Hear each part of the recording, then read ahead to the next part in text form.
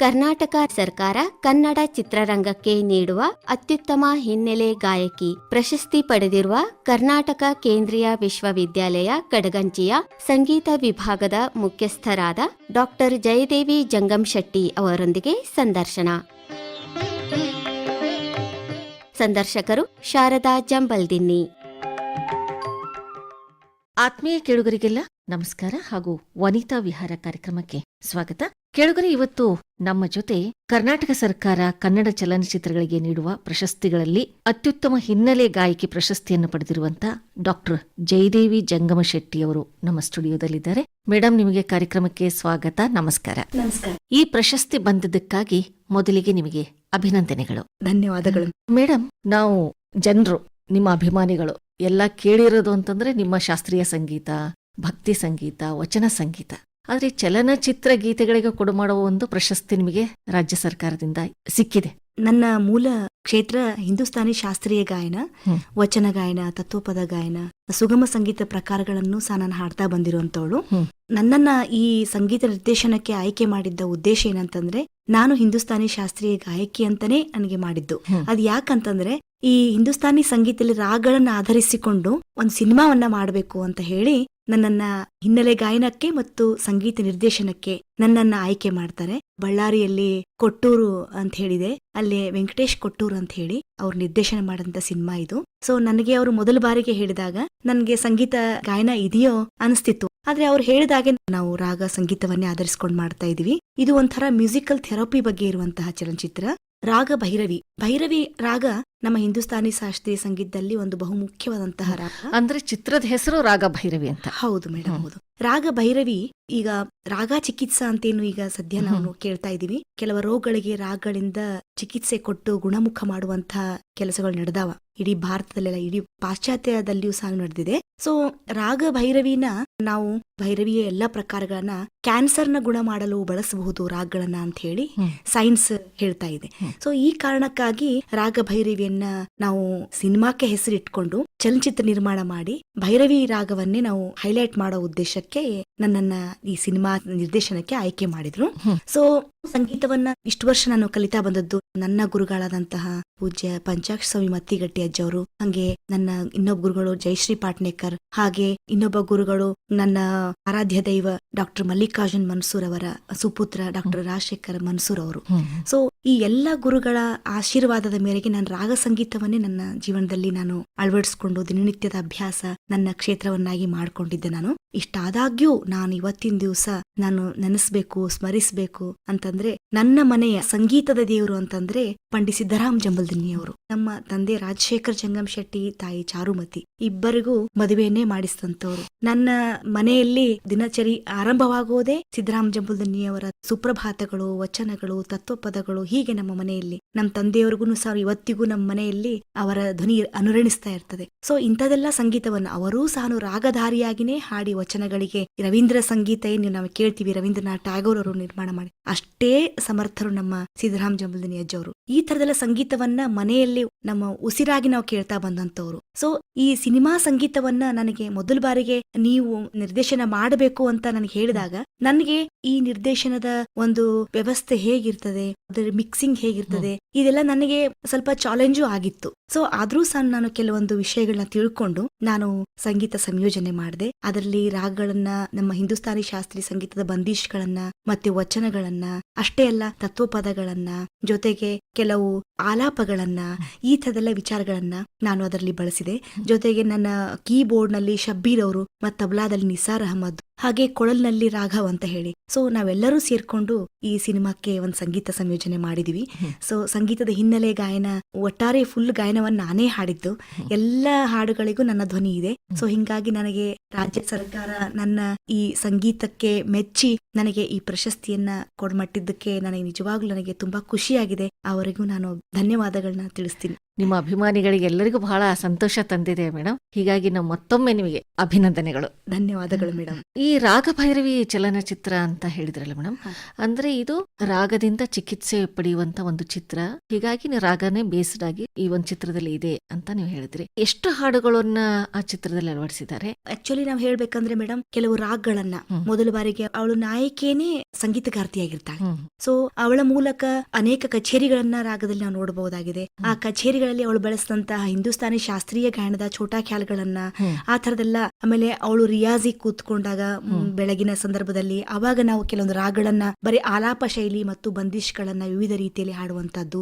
ಆಮೇಲೆ ಇಷ್ಟೆಲ್ಲ ಆದ್ಮೇಲೂ ಸಹ ಅವಳಿಗೆ ಧ್ವನಿಯಲ್ಲಿ ಸಮಸ್ಯೆ ಆದಾಗ ಅವಳಿಗೆ ಕೆಲವು ವಚನಗಳನ್ನ, ತತ್ವಪದಗಳನ್ನ, ಹಾಗೆ ಶಾಸ್ತ್ರೀಯ ಸಂಗೀತ ಅದರೊಳಗೆ ಅವಳು ಲೀನ ಆಗ್ಬಿಡ್ತಾಳೆ. ಒಟ್ಟಾರೆಯಾಗಿ ಅವಳಿಗೆ ತೊಂದರೆಯಾದಾಗ, ಧ್ವನಿಯಲ್ಲಿ ಒಂದು ವೈಬ್ರೇಷನ್ಸ್ ಬಂದಾಗ ಅದರಲ್ಲೂ ಸಹ ನಾನು ಧ್ವನಿಯನ್ನ ಕೊಟ್ಟಿದ್ದೇನೆ. ಜೊತೆಗೆ ಅವಳಿಗೆ ಗಂಟಲು ಸಮಸ್ಯೆ ಆದಾಗ, ಅವಳು ಸ್ವರ ಹಚ್ಚಬೇಕಾದ್ರೆ ಅವಳಿಗೆ ಆಗುವಂತಹ ಸಮಸ್ಯೆಗಳಲ್ಲಿ, ಅವಳು ಕೆಮ್ಮಿದಾಗ ಅವಳಿಗೆ ಆಗುವಂತಹ ಸಮಸ್ಯೆಗಳಿಗೆ ಎಲ್ಲವಕ್ಕೂ ನಾವು ಧ್ವನಿಯನ್ನ ಕೊಟ್ಟಿದ್ವಿ. ಒಟ್ಟಾರೆಯಾಗಿ ಈ ಸಿನಿಮಾದ ಒಂದು ಉದ್ದೇಶ, ಅವಳು ಸ್ವಲ್ಪ ಕೆಲವೊಂದು ಸಂಬಂಧಿಕರಲ್ಲೂ ಸಹ ಅವಳು ತೊಂದರೆಯನ್ನು ಅನುಭವಿಸಿರ್ತಾಳೆ. ಸೊ ಕೊನೆಗೆ ಅವಳಿಗೆ ರಿಯಲೈಸ್ ಆಗುತ್ತೆ, ರಾಗದಿಂದ ಮತ್ತೆ ಹೊಸ ಜೀವನವನ್ನು ಪ್ರಾರಂಭ ಮಾಡಿದಾಗ ಲಾಸ್ಟಿಗೆ ಒಂದು ಮೆಸೇಜ್ ಹೇಳ್ತೀವಿ ಅಂತಂದ್ರೆ, ಯಾರಿಗೂ ಜೊತೆಗೂ ದ್ವೇಷ ಮಾಡಬಾರ್ದು, ಕ್ಷಮಿಸ್ಬಿಡ್ಬೇಕು ಅನ್ನೋ ಭಾವನೆ ಇಟ್ಕೊಂಡು ಸಂಪೂರ್ಣ ಸಿನಿಮಾವನ್ನ ಕಟ್ಟಿಕೊಟ್ಟಿದೀವಿ. ಇಲ್ಲಿ ಹರೀಶ್ ಅಂತ ಹೇಳಿ ಬೆಂಗಳೂರಲ್ಲಿ ಒಬ್ರು ಇರ್ತಾರೆ, ಅವರು ಸಂಭಾಷಣೆಯನ್ನ ಬರೆದಿದ್ದಾನೆ. ಅತ್ಯುತ್ತಮವಾದ ಸಂಭಾಷಣೆಯೂ ಸಹ ಸಿನಿಮಾದಲ್ಲಿ ನಾವು ಕೇಳಬಹುದಾಗಿದೆ. ಬಹಳಷ್ಟು ಜನರು ಇದಕ್ಕೆ ನಟನೆಯನ್ನು ಮಾಡಿದ್ದಾರೆ. ನನಗೆ ಹಿನ್ನೆಲೆ ಗಾಯನಕ್ಕೆ ಪ್ರಶಸ್ತಿ ಬಂದಿದ್ರು ಸಹ ಇದಕ್ಕೆ ಎಲ್ಲರೂ ಸಹ ಭಾಗಿ ಈ ಪ್ರಶಸ್ತಿ ಪಡೆಯೋಕೆ ಇಡೀ ಚಲನಚಿತ್ರ ತಂಡನೆ ಅಂತ ನಾನು ಹೇಳಕ್ ಇಷ್ಟಪಡ್ತೀನಿ ಮೇಡಮ್. ಅಂದ್ರೆ ಇದು ಚಲನಚಿತ್ರಕ್ಕೆ ನೀವು ಮೊದಲ ಬಾರಿಗೆ ಸಂಗೀತ ನೀಡಿದ್ದು? ಹೌದು ಮೇಡಮ್. ಅಥವಾ ಈ ಮೊದಲು ಏನಾದ್ರೂ ನಾಟಕಗಳಿಗೆ ಅಥವಾ ರೂಪಕಗಳಿಗೆ ಏನಾದ್ರೂ ಸಂಗೀತ ನಿರ್ದೇಶನ ಮಾಡಿದ್ದೀರಾ? ನಾನು ಇದಕ್ಕೂ ಮೊದಲೇ ರೈತರ ಒಂದು ಆತ್ಮಹತ್ಯೆಯ ಪ್ರಕರಣಕ್ಕೆ ಒಂದು ಡಾಕ್ಯುಮೆಂಟರಿ ಮೂವಿ ತರ ಮಾಡಿದ್ರು. ಅವಾಗೂ ಸಹ ನಾನು ಸಂಗೀತದ ಹಿನ್ನೆಲೆ ಗಾಯನವನ್ನ ಕೊಟ್ಟಿದ್ದೆ, ವಚನಗಳನ್ನ ಕಂಪೋಸ್ ಮಾಡಿ ಅದೆಲ್ಲ ಹಾಡಿದ್ದೆ. ಮೊದಲ ನಾಟಕಗಳಿಗೆ ನಾನು ಕಾಲೇಜು ವಿಶ್ವವಿದ್ಯಾಲಯ ಓದ್ಬೇಕಾದ್ರೆ, ನಾವೆಲ್ಲ ಯೂತ್ ಫೆಸ್ಟಿವಲ್ಗೆಲ್ಲ ಹೋಗ್ಬೇಕಾದ್ರೆ ನಾನು ಸಂಗೀತವನ್ನ ಹಿನ್ನೆಲೆಯಾಗಿ ಹಾಡ್ತಾ ಇದ್ದೆ. ಸೊ ನನಗೆ ಇದರಲ್ಲಿ ಆಸಕ್ತಿ ಇದೆ, ಆದರೆ ಇಂತಹ ಅವಕಾಶಗಳು ನನಗೆ ಸಿಕ್ಕಿರ್ಲಿಲ್ಲ.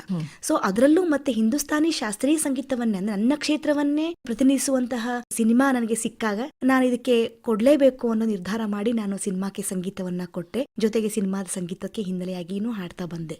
ನಾನು ಈಗಾಗಲೇ ಬೇಕಾದಷ್ಟು ಕಾರ್ಯಕ್ರಮ ನೀಡ್ತಾ ಇರ್ತೀನಿ, ಶಾಸ್ತ್ರೀಯ ಸಂಗೀತದ ಅನೇಕ ಕಚೇರಿಗಳು ನೀಡ್ತಾ ಇರ್ತೀವಿ. ಸೊ ಕಚೇರಿಗಳಲ್ಲಿ ನೀಡುವಂತಹ ಒಂದು ವಾತಾವರಣಕ್ಕೆ ಮತ್ತೆ ಈ ತರ ಸಿನಿಮಾದಲ್ಲಿ ಸಂಯೋಜನೆ ಮಾಡಿ ಹಾಡೋದಕ್ಕೂ ಬಹಳಷ್ಟು ವ್ಯತ್ಯಾಸ ಆಗ್ತದೆ. ಆದ್ರೂ ನಾನು ಪ್ರಯತ್ನವನ್ನ ಮಾಡಿದೀನಿ ಅಂತ ನಾನು ಹೇಳಕ್ ಇಷ್ಟಪಡ್ತೀನಿ ಮೇಡಮ್. ಬಹಳ ಸಂತೋಷ ಮೇಡಮ್. ಈಗ ಈ ಒಂದು ರಾಗ ಭೈರವಿ ಚಿತ್ರದಲ್ಲಿರುವಂತ ಒಂದೇನಾದ್ರೂ ಒಂದು ಹಾಡನ್ನ ನೀವು ನಮ್ಮ ಕೇಳುಗರಿಗಾಗಿ ಹಾಡಬಹುದಾ? ಇದರಲ್ಲಿ ಬಹಳಷ್ಟು ರಾಗಗಳನ್ನೇ ನಾವು ಆಧರಿಸಿಕೊಂಡು ಹಾಡಿದೀವಿ. ಅದರಲ್ಲಿ ಶಾಸ್ತ್ರೀಯ ಸಂಗೀತದ ಒಂದು ಬಂದಿಶನ್ನ ನಾನು ಹಾಡಕ್ ಇಷ್ಟಪಡ್ತೀನಿ.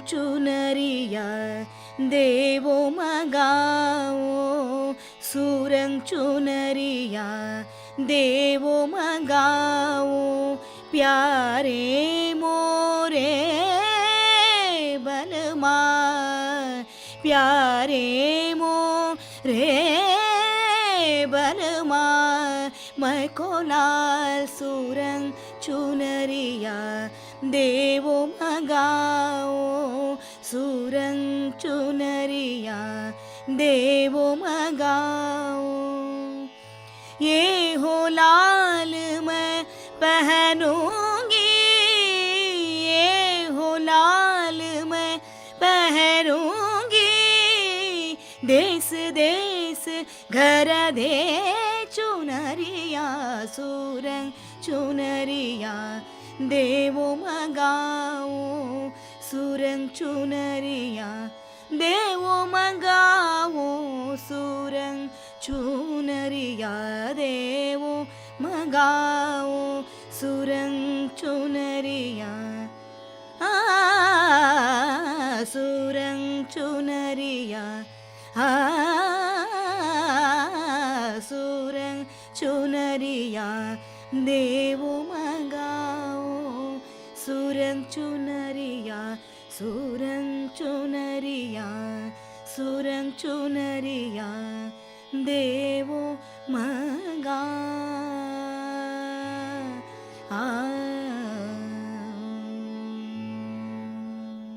ವಾ ವಾ ವಾ, ನೀವು ಸಂಗೀತ ಕೇಳ್ತಾ ಇದ್ರೆ ಮಾತೇ ಬೇಡ, ಬರೀ ಸಂಗೀತನೇ ಕೇಳೋಣ ಅಂತ ಅನ್ಸುತ್ತೆ. ಬಹಳ ಅದ್ಭುತವಾಗಿ ಹಾಡ್ತೀರಿ ಮೇಡಮ್. ಧನ್ಯವಾದಗಳು. ಬಹಳ ಸಂತೋಷ ಆಗ್ತದೆ. ಈಗ ನಿಜವಾಗ್ಲೂ ಈ ಸಂಗೀತ ಕೇಳಿದಾಗ ಮನಸ್ಸಿಗೆ ಏನೋ ಒಂಥರ ಆನಂದ. ಆಮೇಲೆ ಈ ರೀತಿ ಸ್ವರಗಳನ್ನ ಏರಿಳಿತದಿಂದ ನಮ್ಮಲ್ಲಿ ಆರೋಗ್ಯ ಸುಧಾರಣೆ ಆಗ್ತದೆ ಅನ್ಸುತ್ತೆ. ಯಾಕಂದ್ರೆ ನಾವು ಯೋಗ ಕಲಿತಿರ್ಬೇಕಾದ್ರೆ ಅನುಲೋಮ ವಿಲೋಮ ಉಸಿರಾಟದ ಯೋಗಗಳನ್ನ ಮಾಡ್ತಾರಲ್ಲ, ಹೌದು ಮೇಡಮ್. ಹಾಡೋದ್ರಿಂದ ಸಂಗೀತ ಲಯಬದ್ಧವಾಗಿ ಹೌದು ಮೇಡಮ್. ಶ್ರುತಿಬದ್ಧವಾಗಿ ಈ ಒಂದು ಶಾಸ್ತ್ರೀಯ ಸಂಗೀತವನ್ನು ಹಾಡೋದ್ರಿಂದ ಆರೋಗ್ಯವನ್ನು ಪಡಿಬಹುದು ನಾವು. ಮೇಡಮ್, ಈಗ ಔಷಧಿಯನ್ನ ತಗೊಂಡ್ರೆ ಅದು ದೇಹಕ್ಕೆ ಔಷಧ ತಗೊಳ್ತೀವಿ. ಸಂಗೀತ ಡೈರೆಕ್ಟ್ ಆಗಿ ಮನಸ್ಸಿಗೆ ಔಷಧಿಯನ್ನ ಕೊಡುವಂಥದ್ದು. ಸಂಗೀತಕ್ಕೆ ಇರುವಂತಹ ಶಕ್ತಿ ಇದೆಲ್ಲ ಅದು ಬೇರೆ ಯಾವ ವಿದ್ಯೆಗೂ ಇಲ್ಲ ಅಂತ ನಾನು ಹೇಳಕ್ ಇಷ್ಟಪಡ್ತೀನಿ. ಇವತ್ತಿನ ದಿವಸ ನನಗೆ ಈ ಪ್ರಶಸ್ತಿ ದೊರಕಿದ್ದು ಸಾನು ಹಿಂದೂಸ್ತಾನಿ ಶಾಸ್ತ್ರೀಯ ಸಂಗೀತವನ್ನ ಗೌರವದಿಂದ ಕಂಡಿದ್ದಾರೆ ಸರ್ಕಾರ ಅಂತ ನಾ ಹೇಳ್ತೀನಿ. ಬಹಳಷ್ಟು ಸಿನಿಮಾಗಳು ನೋಡಿದ್ರಿ ತಾವು. ಹಿಂದೂಸ್ತಾನಿ ಶಾಸ್ತ್ರೀಯ ಸಂಗೀತ, ಕರ್ನಾಟಕಿ ಶಾಸ್ತ್ರೀಯ ಸಂಗೀತವನ್ನ ಆಧರಿಸಿಕೊಂಡು ಬೇಕಾದಷ್ಟು ಸಿನಿಮಾಗಳು ಹಿಂದಿ ಮತ್ತೆ ತಮಿಳ್, ತೆಲುಗು, ಕನ್ನಡ ಎಲ್ಲಾ ಭಾಷೆಯಲ್ಲೂ ಬಂದಿದಾವೆ. ನೀವು ಹೇಳಿದಾಗೆ ರಾಗಗಳಿಗೆ ಯಾವುದೇ ಒಂದು ರೋಗವನ್ನ ಗುಣ ಮಾಡುವಂತಹ ಒಂದು ಶಕ್ತಿ ಇದೆ. ಈಗಾಗಲೇ ಬೇಕಾದಷ್ಟು ಹಾಸ್ಪಿಟಲ್ ಅಲ್ಲಿ ಸಹ ಒಂದು ರಾಗ ಚಿಕಿತ್ಸೆ ಒಂದು ಕೇಂದ್ರವನ್ನೇ ತೆಗೆದಿದ್ದಾರೆ. ಅನೇಕ ಇನ್ಸ್ಟ್ರೂಮೆಂಟ್ ಗಳನ್ನ ಕೇಳಿಸೋದ್ರ ಮೂಲಕ, ರಾಗಗಳನ್ನ ಕೇಳಿಸೋದ್ರ ಮೂಲಕ ಗಾಯನದಿಂದ ಲಂಗ್ಸ್ ಕೆಪಾಸಿಟಿ ಹೆಚ್ಚಾಗ್ತದೆ ಅಂತ ಹೇಳ್ತಾರೆ. ಕೆಲವೊಂದು ವೈದ್ಯರು ಆಪರೇಷನ್ ಮಾಡ್ಬೇಕಾದ್ರೆ ರೋಗಿಗೆ ಟೆನ್ಷನ್ ಆಗ್ಬಾರ್ದು ಅಂತೇಳಿ ಲೈಟ್ ಆಗಿ ಸಂಗೀತದ ಒಂದು ಫ್ಲೂಟು ಅಥವಾ ಗಾಯನನು ಅಥವಾ ಕೆಲವೊಬ್ಬ ಡಾಕ್ಟರ್ಸ್ ಹಳೇ ಚಿತ್ರಗೀತೆಗಳನ್ನು ರಾಗ ಬೇಸ್ಡ್ ಇರ್ತಿತ್ತು. ಮೇಡಮ್, ಈ ಬಾರಿ ನಿಮಗೆ ಅತ್ಯುತ್ತಮ ಹಿನ್ನೆಲೆ ಗಾಯಕಿ ಅಂತ ಒಂದು ರಾಜ್ಯ ಸರ್ಕಾರ ಗೌರವಿಸಿದೆ. ಆದ್ರೆ ಇದಕ್ಕಿಂತ ಮುಂಚೆ ಸಾಕಷ್ಟು ಪ್ರಶಸ್ತಿ ಪುರಸ್ಕಾರಗಳು ನಿಮಗೆ ಸಿಕ್ಕಿವೆ. ಅದಕ್ಕೂ ಇದಕ್ಕೂ ಏನಾದ್ರೂ ನಿಮಗೆ ಭಿನ್ನ ಅನಿಸ್ತಾ? ಇಲ್ಲ ಮೇಡಮ್, ಅನ್ನೋದಕ್ಕಿಂತ ಪ್ರಶಸ್ತಿಗಳು ಬರ್ತಾ ಇರ್ತವೆ.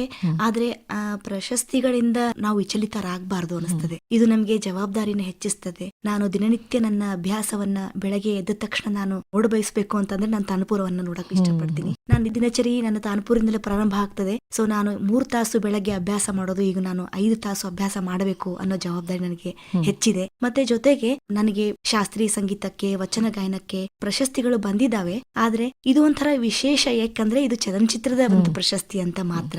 ಆದರೆ ಯಾವ ಪ್ರಶಸ್ತಿಗಳಿಂದ ನನಗೆ ಹಿಗ್ಗೋದು ಕುಗ್ಗೋದಕ್ಕಿಂತ ನಾನು ಇನ್ನೂ ಅಭ್ಯಾಸ ಮಾಡೋದು ಬಹಳ ಇದೆ ಅಂತ ನನಗೆ ಅನಿಸ್ತದೆ ಮೇಡಮ್. ಈಗ ನೀವು ಕೇಂದ್ರೀಯ ವಿಶ್ವವಿದ್ಯಾಲಯದಲ್ಲಿ ಸಂಗೀತ ವಿಭಾಗದ ಮುಖ್ಯಸ್ಥರಾಗಿದ್ದೀರಿ. ಆ ಒಂದು ಜವಾಬ್ದಾರಿ ಜೊತೆಗೆ ಅಭ್ಯಾಸವನ್ನು ಮಾಡಿಕೊಂಡು ಆಮೇಲೆ ಈ ರೀತಿಯಾದ ಕಾರ್ಯಗಳನ್ನು ಮಾಡ್ತಾ ಇದ್ದೀರಿ. ಅದೆಲ್ಲ ಹೇಗೆ ನೀವು ಸಮಯವನ್ನ ಹೊಂದಿಸ್ತೀರಿ? ನಾನು ನನ್ನ ಬೆಳಗಿನ ಅಭ್ಯಾಸದ ನಂತರ ನಾನು ನನ್ನ ವಿದ್ಯಾರ್ಥಿಗಳ ಜೊತೆಗೂ ನಾನು ದಿನನಿತ್ಯದ ಅಭ್ಯಾಸವನ್ನೇ ಮಾಡ್ತಾ ಇರ್ತೀನಿ. ವಿದ್ಯಾರ್ಥಿಗಳಿಗೆ ಕಲಿಸೋದಂದ್ರೆ ಅದು ಅಭ್ಯಾಸಕ್ಕೆ ಸಮ ಅಂತ ತಿಳ್ಕೊಂಡಂತವಳು ನಾನು. ಜೊತೆಗೆ ನಾನು ಈಗಾಗಲೇ ಬರವಣಿಗೆಯಲ್ಲಿನೂ ನಾನು ತೊಡಗಿಸಿಕೊಂಡಂತವಳು. ನನ್ನ ಉಲಿವನಾದದ ಚರಣ ಅನ್ನೋ ಪುಸ್ತಕಕ್ಕೆ ನನಗೆ ಹೋದ ವರ್ಷ ಕನ್ನಡ ಸಂಗೀತ ನೃತ್ಯ ಅಕಾಡೆಮಿಯಿಂದ ನನಗೆ ಪುಸ್ತಕ ಬಹುಮಾನ ಸಹ ದೊರಕಿತ್ತು.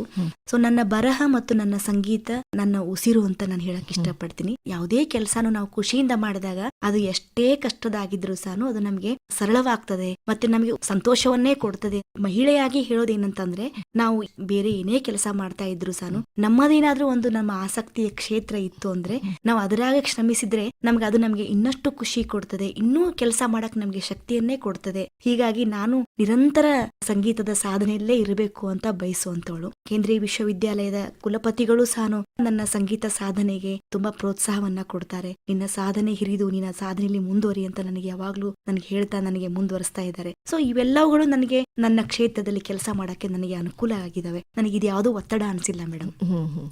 ಈಗ ನೀವು ಸಂಗೀತ ಅಂದ ತಕ್ಷಣ ಶಾಸ್ತ್ರೀಯ, ಸುಗಮ ಸಂಗೀತ, ಆಮೇಲೆ ಲಘು ಶಾಸ್ತ್ರೀಯ ಸಂಗೀತ ಅನ್ನೋದಾದ್ರೆ ನೀವು ಹೆಚ್ಚು ಪ್ರಾಮುಖ್ಯತೆ ಯಾವುದಕ್ಕೆ ಕೊಡ್ತೀರಿ?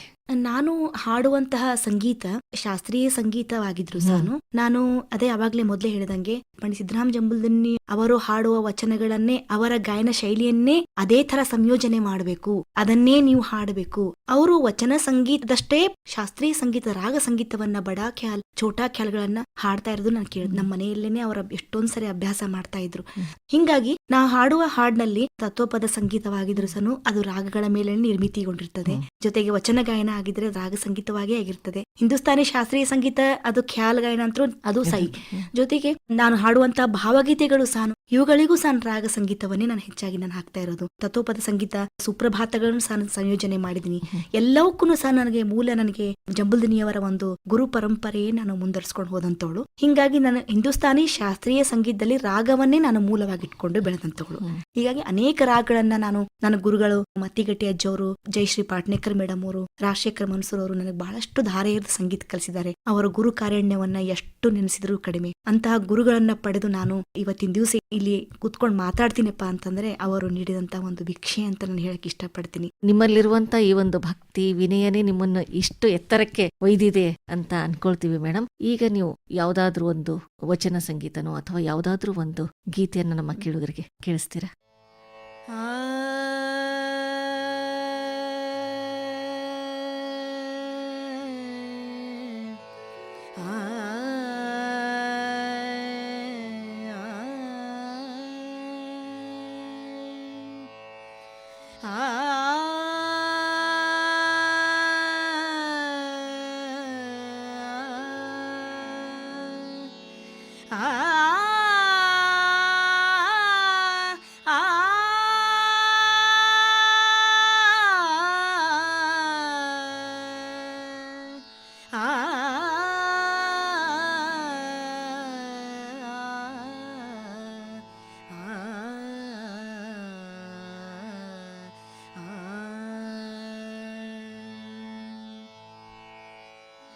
ನರ ಜನ್ಮವ ತೊಡೆದು ಹರ ಜನ್ಮವ ಮಾಡಿದ ಗುರುವೇ ನಮೋ.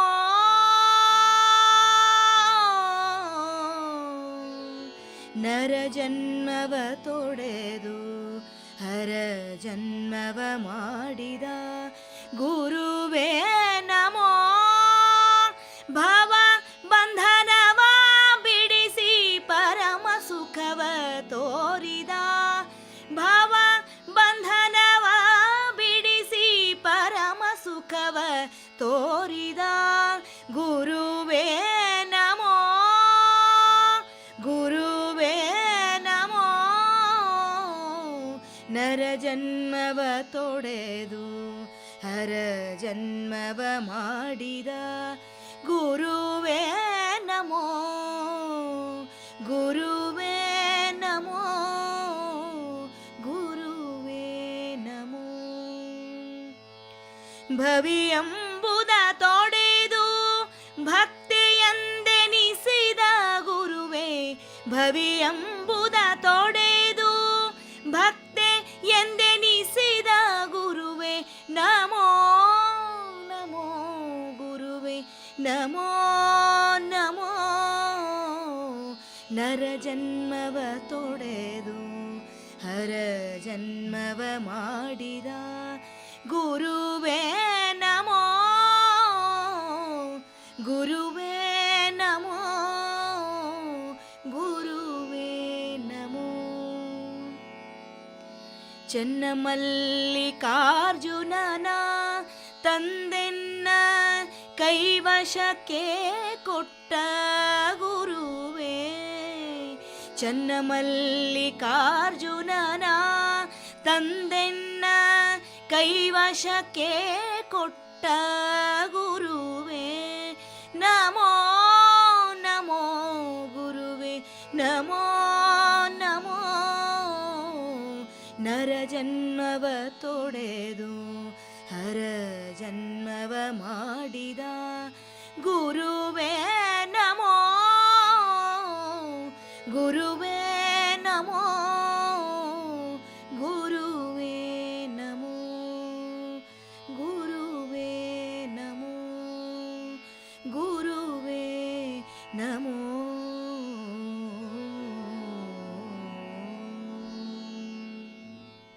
ಅಕ್ಕ ಮಹಾದೇವಿಯ ವಚನವನ್ನು ಬಹಳ ಸುಂದರವಾಗಿ ಭೂಪರಾಗದಲ್ಲಿ ಹೌದು ಬಹಳ ಸುಂದರವಾಗಿ ಸಂಯೋಜನೆ ಮಾಡಿದ್ದೀರಿ ಮೇಡಮ್. ಈಗ ಮತ್ತೆ ಏನಾದ್ರೂ ನಿಮ್ಮ ಯೋಜನೆಗಳಿದೆಯಾ ಮೇಡಮ್? ಈ ಒಂದು ಸಂಗೀತದಲ್ಲಿ ಇನ್ನೂ ಏನಾದ್ರೂ ನಾನು ಕೆಲಸ ಮಾಡ್ಬೇಕಾಗಿತ್ತು ಅಥವಾ ಈ ರೀತಿ ಮಾಡಿದ್ರೆ ಇನ್ನೂ ಒಳ್ಳೇದಾಗತ್ತೆ ಮುಂದೆ ಬರುವ ಪೀಳಿಗೆಗಳಿಗೆ ಅಂತ ಏನಾದ್ರೂ ಯೋಜನೆಗಳನ್ನ ಹಾಕೊಂಡಿರಾ? ಬಹಳಷ್ಟು ಯೋಜನೆಗಳನ್ನ ಹಾಕಿಕೊಂಡೇ ನಾನು ಮಾಡ್ತಾ ಬಂದಿದ್ದೆ. ಹ್ಮ್. ತುಂಬಾ ಸಂಗೀತ ಕಲಾವಿದರಿಗೆ ಸಂಗೀತವನ್ನ ಕಲಿಬೇಕು ಅಂತ ಬಂದವ್ರಿಗೆಲ್ಲ ಕಲಿಸ್ಬೇಕು ಅನ್ನೋ ಭಾವನೆ ಇದೆ. ಜೊತೆಗೆ ಪೂಜ್ಯ ಪಂಚಾಕ್ಷರಿ ಗವಾಯಿಗಳು ಮತ್ತೆ ಪುಟ್ಟರಾಜ ಗವಾಯಿಗಳ ಒಂದು ಆಶಯ ಏನಿತ್ತಲ್ಲ, ಸೊ ಎಲ್ಲರಿಗೂ ಸಂಗೀತ ದಕ್ಕಬೇಕು, ಎಲ್ಲರೂ ಕಲಿಬೇಕು. ಸೊ ಅಂತಹ ಒಂದು ಆಶಾಭಾವನೆ ನನ್ನಲ್ಲೂ ಇದೆ ಮೇಡಮ್. ಈಗಾಗಲೇ ನನ್ನ ಹತ್ರ ವಿದ್ಯಾರ್ಥಿಗಳು ಬಹಳಷ್ಟು ಜನ ಸಂಗೀತವನ್ನ ಕಲಿತಿದ್ದಾರೆ. ಜೊತೆಗೆ ನನ್ನಲ್ಲಿ ಬಹಳಷ್ಟು ಜನ ಸಂಶೋಧನೆಯನ್ನು ಸಹ ಮಾಡಿದ್ದಾರೆ. ಸೊ ನಾನು ಅಧ್ಯಾಪಕಿಯಾಗಿ ನನ್ನ ನಿರಂತರ ಕಾರ್ಯ ಇದು ವಿದ್ಯಾರ್ಥಿಗಳಿಗೆ ಹೇಳಿಕೊಡೋದು. ಇದರ ಜೊತೆಗೆ ನಾನು ಬರಹದಲ್ಲಿಯೂ ಸಹ, ಯಾಕಂದ್ರೆ ಸಂಗೀತವನ್ನು ಎಷ್ಟೋ ಜನರು ಚರಿತ್ರೆಯಲ್ಲಿ ನಾವು ದಾಖಲು ಮಾಡದೇ ಇದ್ರೆ ಸಂಗೀತ ಉಳಿಯೋದಿಲ್ಲ. ಅದು ನಾವು ಸಂಗ್ರಹಿಸಿ ಇಡ್ಲೇಬೇಕಾ ಅಂತ ಕೆಲಸ ಆಗ್ಬೇಕಾಗಿದೆ. ಆ ನಿಟ್ಟಿನೊಳಗೆ ಬಹಳಷ್ಟು ಕೆಲಸಗಳನ್ನ ಮಾಡಿಸ್ಬೇಕು. ಜೊತೆಗೆ ಹಿರಿಯ ಸಂಗೀತಗಾರರ ಎಲ್ಲಾ ಸಂಗೀತದ ಅವರೇನೊಂದು ಕೆಲಸ ಮಾಡಿ ಹೋಗಿದಾರಲ್ಲ, ಅದೆಲ್ಲವನ್ನ ಸಂರಕ್ಷಣೆ ಮಾಡುವಂತ ಕೆಲಸವನ್ನ ಎಲ್ಲಾ ದೃಷ್ಟಿಕೋನಗಳಿಂದ ಆಗಬೇಕು ಅನ್ನೋ ಒಂದು ತುಡಿತ ನನ್ನ ಮನಸ್ಸಲ್ಲಿ ಇದೆ. ಅದರಲ್ಲೂ ನಾನು ಕೈ ಜೋಡಿಸ್ಬೇಕು, ಅದನ್ನು ಸಹ ನಾನು ಮಾಡ್ಬೇಕು ಅನ್ನೋ ಭಾವನೆ ಇದೆ. ಇದರೊಟ್ಟಿಗೆ ಮ್ಯೂಸಿಕ್ ಅಕಾಡೆಮಿಯನ್ನ ನಾನು ಮಾಡಬೇಕು. ನಿಮ್ಮ ಕನಸುಗಳೆಲ್ಲ ನನಸಾಗ್ಲಿ ಅಂತ ನಾವು ಆಶಿಸ್ತೀವಿ ಮೇಡಮ್. ಜೊತೆಗೆ ಈಗಿನ ಒಂದು ಜಾಗತಿಕ ಸಮಯದಲ್ಲಿ ನೋಡ್ತಾ ಇದ್ದಾಗ ಯುವ ಜನರಲ್ಲಿ ಈ ಸಂಗೀತದ ಬಗ್ಗೆ ಅಭಿರುಚಿ ಬದ್ಲಿಯಾಗಿದೆ. ಈಗ ಬೇರೆ ಬೇರೆ ತರದ ಸಂಗೀತಗಳನ್ನ ಕೇಳಲಿಕ್ಕೆ ಇಷ್ಟಪಡ್ತಾ ಇದ್ದಾರೆ. ಅಂತ ಒಂದು ಜನರಿಗಾಗಿ ನೀವು ಏನ್ ಹೇಳಕ್ ಇಷ್ಟಪಡ್ತೀರಿ ಮೇಡಮ್? ಮೇಡಮ್, ಗಂಗೂಬಾಯಿ ಹಾನ್ಗಲ್ ಅವರು ಒಂದು ಮಾತು ಹೇಳ್ತಾ ಇದ್ರು, ಇದು ಸಂಗೀತ ಯಾವತ್ತೂ ನಿಲ್ಲಲ್ಲ, ಇದು ನಡುಮನೆ ಕಟ್ಟಿದ ತೊಟ್ಲಿದ್ದಂಗ ಅಂತ.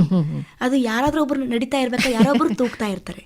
ಇದು ಯಾವತ್ತೂ ನಿಲ್ಲಾರ್ದು ಮೇಡಮ್. ಇದು ಬಹಳಷ್ಟು ಜನರು ಕಲಾವಿದರು ಈಗ ಭರವಸೆ ಗಾಯನವನ್ನ ಮಾಡ್ತಾ ಇದ್ದಾರೆ. ಸೊ ಬೇಕಾದಷ್ಟು ಜನರು ನಮ್ಮ ಪಾರಂಪರಿಕ ಸಂಗೀತವನ್ನ ಮುಂದುವರಿಸಿಕೊಂಡು ಹೋಗ್ಬೇಕು ಅನ್ನೋದು ಒಂದು ದೃಷ್ಟಿಕೋನದಲ್ಲಿ ಅಭ್ಯಾಸ ಮಾಡ್ತಾ ಇದ್ದಾರೆ. ಘರಾನಾ ಸಂಗೀತ ಆಗಿರ್ಬೋದು ಅಥವಾ ಸೆಮಿ ಕ್ಲಾಸಿಕಲ್ ವೋಕಲ್ ಅಂದ್ರೆ ಉಪಶಾಸ್ತ್ರೀಯ ಸಂಗೀತದ ಪ್ರಕಾರಗಳಂತವಾಗಿರ್ಬೋದು, ಜೊತೆಗೆ ಸಂಯೋಜನೆ ಮಾಡುವಂತವಾಗಿರ್ಬೋದು, ಬೇಕಾದಷ್ಟು ಕೆಲಸಗಳಲ್ಲಿ ಮುಂದಿನ ಪೀಳಿಗೆಗಳು ಬರ್ತಾ ಇದ್ದಾರೆ. ಇದು ಸಂಗೀತ ಯಾವತ್ತೂ ನಿಲ್ಲಲ್ಲ, ಹರಿತಾ ಇರ್ತದೆ, ಬೋರ್ಗಿರುವ ಸಮುದ್ರ, ನೀರು, ನದಿ ಇದ್ದಂಗೆ ಅಂತ ನಾನು ಹೇಳಕ್ ಇಷ್ಟಪಡ್ತೀನಿ ಮೇಡಮ್. ಮೇಡಮ್, ನಿಮ್ಮ ಈ ಒಂದು ಸಂಗೀತ ಪಯಣಕ್ಕೆ ಬೆನ್ನೆಲುಬಾಗಿ ನಿಂತವ್ರು ಅಂದ್ರೆ ನಿಮ್ಮ ತಂದೆ ತಾಯಿಗಳು, ಅವ್ರ ಬಗ್ಗೆ ಸ್ವಲ್ಪ ಹೇಳಿ. ಮನೆಯಲ್ಲಿ ನಮ್ಮ ತಾಯಿ ಸಾನು ಸ್ವಲ್ಪ ಮೊದ್ಲು ಹಾಡ್ತಾ ಇದ್ರು. ಇವತ್ತಿಗೂ ನಮ್ಮ ತಂದೆ KBL ಇಂಜಿನಿಯರ್ ಆಗಿದ್ರು ಸಾನು. ನಮ್ಮ ಮನೆಯಲ್ಲಿ ಯಾರಿಗೂ ಅವರು ಇಂಜಿನಿಯರ್ ಡಾಕ್ಟರ್ ಮಾಡ್ಲಿಲ್ಲ. ನಮ್ಮ ಎಲ್ಲರನ್ನೂ ಸಂಗೀತ ಕ್ಷೇತ್ರಕ್ಕೆ ಅವ್ರಿಗೆ ಸಮರ್ಪಿಸ್ಕೊಳ್ಳೋ ಹಾಗೆ ಅವ್ರು ನಮ್ಮ ಮನೆಯೊಳಗಿನ ವಾತಾವರಣ ನಿರ್ಮಾಣ ಮಾಡಿದ್ರು. ನಾನು ಯಾವತ್ತೂ ಹೇಳೋದಂದ್ರೆ ರೇಡಿಯೋ ಸಹ ನನ್ನ ಗುರು ಅಂತ ಹೇಳ್ತಿರ್ತೀನಿ. ನಮ್ಮ ಮನೆಯಲ್ಲಿ ಬಸವರಾಜ ರಾಜಗುರು ಅಜ್ಜಿಯವ್ರದು, ಮತ್ತೆ ಮನ್ಸೂರ್ ಅಜ್ಜಿಯವ್ರದು, ಜಂಬಲ್ದಿನಿ ಅಜ್ಜಿಯವ್ರದು, ಭೀಮಸೇನ್ ಜೋಶಿ ಅವ್ರದು, ಬಾಳಪ್ಪ ಹುಕ್ಕೇರಿ ಅವ್ರದು, ಮಾರೆಪ್ಪ ದಾಸರ್ ಅವ್ರದು, ಎಷ್ಟೊಂದು ಜನ ಸಂಗೀತಗಾರರ ಸಂಗೀತವನ್ನ ರೇಡಿಯೋದಲ್ಲಿ ನಾವು ಕೇಳ್ತಾ ಇದ್ವಿ. ಸೊ ನಮ್ಮ ತಂದೆಯವರು ಈ ತರದೊಂದು ಸಂಸ್ಕಾರವನ್ನ ನಮ್ಗೆ ಹಾಕಿಕೊಟ್ರು. ಒಳ್ಳೆ ಕಾರ್ಯಕ್ರಮಗಳು ಕರ್ಕೊಂಡು ಹೋಗ್ತಾ ಇದ್ರು. ಯಲಬುರ್ಗಾ ನಮ್ಮ ಊರಲ್ಲಿ ನಾವಿದ್ವಿ. ಅಲ್ಲಿ ನಡುವಂತೆ ಎಲ್ಲಾ ಕಾರ್ಯಕ್ರಮಗಳಿಗೆ ನಮ್ಮ ತಂದೆಯವರು ಆಹ್ವಾನ ಮಾಡ್ತಾ ಇದ್ರು. ಯಾವ ಕಲಾವಿದ್ರು ಬಂದ್ರು ಸಹ ಎಲ್ಲರನ್ನೂ ನಮ್ಮ ಮನೆಯಲ್ಲೇ ಆತಿಥ್ಯ 4-5 ದಿನಕ್ಕೆ ಗಟ್ಲೆ ನಮ್ಮ ಮನೇಲಿ ಇರ್ತಿದ್ರು. ಅಷ್ಟು ಚಂದ ನಮ್ಮ ಮನೆಯೊಳಗಿನ ವಾತಾವರಣ ಇತ್ತು.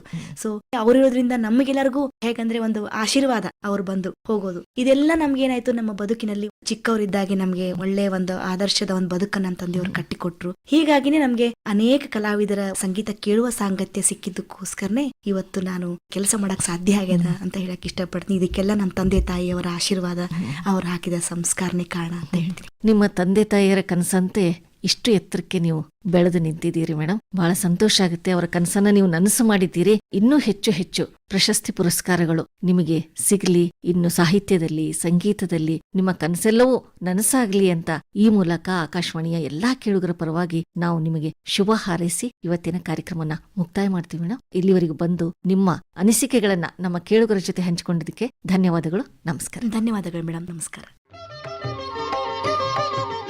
ಇದುವರೆಗೆ ಕರ್ನಾಟಕ ಸರ್ಕಾರ ಕನ್ನಡ ಚಿತ್ರರಂಗಕ್ಕೆ ನೀಡುವ ಅತ್ಯುತ್ತಮ ಹಿನ್ನೆಲೆ ಗಾಯಕಿ ಪ್ರಶಸ್ತಿ ಪಡೆದಿರುವ ಕರ್ನಾಟಕ ಕೇಂದ್ರೀಯ ವಿಶ್ವವಿದ್ಯಾಲಯ ಕಡಗಂಚಿಯ ಸಂಗೀತ ವಿಭಾಗದ ಮುಖ್ಯಸ್ಥರಾದ ಡಾಕ್ಟರ್ ಜಯದೇವಿ ಜಂಗಂಶೆಟ್ಟಿ ಅವರೊಂದಿಗೆ ಸಂದರ್ಶನ ಕೇಳಿದಿರಿ. ಸಂದರ್ಶಿಸಿದವರು ಶಾರದಾ ಜಂಬಲ್ದಿನ್ನಿ.